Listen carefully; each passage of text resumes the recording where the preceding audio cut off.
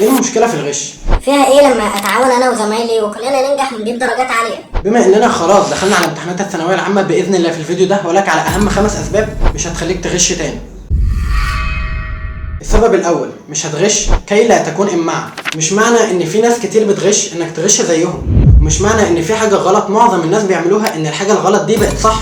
الغلط هيفضل غلط حتى لو العالم كله عمله، وما تقوليش ان الناس كلها بتغش، مهما كان هيفضل في ناس متمسكه بالقيم والمبادئ بتاعتها ومش هتغش. وخليك فاكر يا نجم انك كده كده هتتحاسب لوحدك، زي ما ربنا قال في القرآن: وكلهم آتيه يوم القيامة فردا. وطول ما انت ماشي صح وماشي في الطريق السليم مالكش دعوه بالباقي يا نجم، ولا يشغلوك خالص. وخليك فاكر ان ربنا قال في القرآن: يا ايها الذين آمنوا عليكم انفسكم لا يضركم من ضل اذا اهتديتم الى الله مرجعكم جميعا فينبئكم بما كنتم تعملون.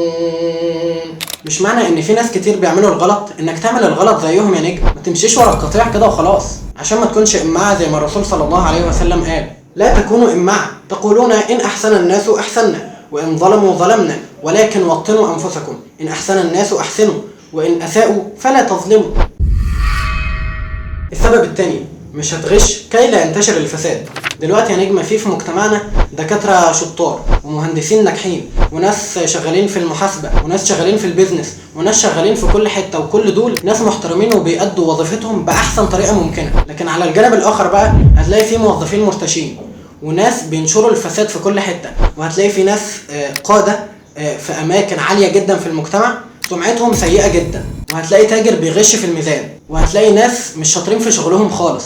بقولك كده ليه بقى؟ لان الناس اللي مش شاطرين في شغلهم والناس اللي بيغشوا والناس اللي بينشروا الفساد هم دول نفسهم برضو الناس اللي كانوا هم صغيرين بيغشوا في الامتحانات وبيسرقوا مجهود غيرهم. وخليك فاكر يا نجم ان هو خط هتنيك ماشي عليه، لو كنت غشاش هتفضل غشاش، لو كنت محترم هتفضل محترم الا من رحم ربي. هتقول لي يا عم وانت مالك يا عم، ما تخليك في حالك وخلاص. هقولك يا نجم، لو سكت اهل الحق على الباطل لظن اهل الباطل انهم على حق. السبب الثالث، مش هتغش كي تشعر بطعم النجاح الحقيقي. معلش يا نجم، هو انت فاكر انك لو غشيت في الامتحان وجبت درجات عالية ودخلت الكلية اللي انت كنت بتحلم بيها فاكر ان انت كده هتبقى مبسوط؟ للأسف يا نجم مش هتبقى مبسوط من جواك، لانك انت الوحيد اللي عارف انك غشيت وان الدرجة اللي انت جايبها دي مش درجتك الحقيقية اصلا. ولو مشيت معاك شوية نجم وافترضنا انك جبت فعلا درجة عالية بالغش ودخلت الكلية اللي انت عايزها، ما انت لما تخش الكليه مش هتعرف حاجه لانك انت اصلا داخل بالغش. ولو افترضنا انك برضو في الكليه نجحت بالغش واشتغلت شغلانه كويسه، انت في الشغلانه مش هتبقى فاهم حاجه وهتبقى عبء على المجتمع وهتفضل غشاش ومرتشي برضو. وده للاسف لانك اتعودت اي حاجه مش هتعرف تعملها هتغش على طول.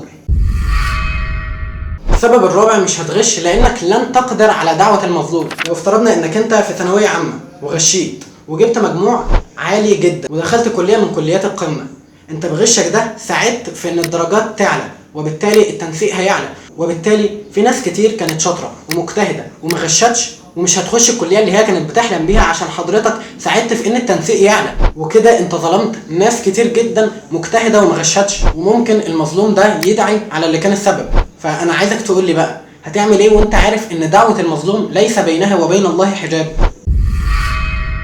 السبب الخامس والاهم، مش هتغش لان الغش حرام، واعتقد مفيش سبب اهم من كده يخليك ما تغشش. انا عارف انك حافظ ان من غشنا فليس منا، بس هو انت ازاي بعد ما عرفت الحديث ده ناوي تغش برضه؟ هو ايه يا نجم، انت مش عايز تكون مننا ولا ايه؟ وغير كده ربنا قال في القرآن: لا تحسبن الذين يفرحون بما أتوا ويحبون أن يحمدوا بما لم يفعلوا فلا تحسبنهم بمفازة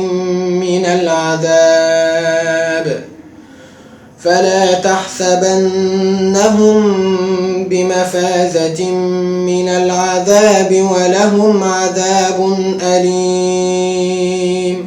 أنا عايزك تركز في شدة الآية دي وصعوبتها. لو ركزت شوية هتلاحظ ان الآية دي ذكر فيها العذاب مرتين. الآية بتتكلم عن الشخص اللي عايز ينجح وعايز الناس اللي حواليه يسقفوا له وهو اصلا ما عملش حاجة، زي الناس اللي عايزين يترقوا في شغلهم بمجهود غيرهم، والطلاب اللي عايزين ينجحوا في الامتحانات ويجيبوا درجات عالية من غير ما يبذلوا مجهود ولا يتعبوا في اي حاجة اصلا. وخليك فاكر يا نجم ان ما عند الله لا ينال بمعصيته. احنا كلنا عارفين ان النتيجة على ربنا، فاكيد انت مش هتوصل للنتيجة اللي انت عايزها بمعصية ربنا. وللاسف حاليا في مشكله اكبر واخطر، ان اولياء الامور نفسهم بقوا هم اللي عايزين ولادهم يغشوا عشان يجيبوا درجات عاليه. لا ومش كده وبس، ده اولياء الامور بيروحوا عشان يغششوا ولادهم عند اللجان. انا اسف بس انا عايز اقول لاولياء الامور، هو انتوا كده بتعملوا ايه؟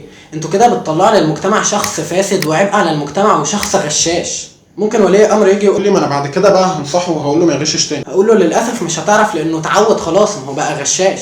وينشأ ناشئ الفتيان منا على ما كان عوده ابوه. كل اولياء الامور لازم يخلوهم فاكرين ان كلكم راع وكلكم مسؤول عن رعيته، وان كل اب وكل ام هيتسألوا عن تربيتهم لاولادهم. وفي النهايه نجم، مجموعك برضا ربنا وبمجهودك، حتى لو مش هيوصلك لكليات قمه، بس هيوصلك لقمه تانية ربنا كاتبها لك باذن الله. نام وانت ضميرك مرتاح، وما تخليش الشيطان يبيع لك وهم النجاح المزيف. وبالتوفيق ليكم كلكم يا نجوم. بس عندي طلب بقى، ما تنساش تعمل شير للفيديو عشان يوصل لاكبر عدد من الناس ويفيدهم. ولو تعرف اي حد في ثانويه عامه ابعت له الفيديو ده.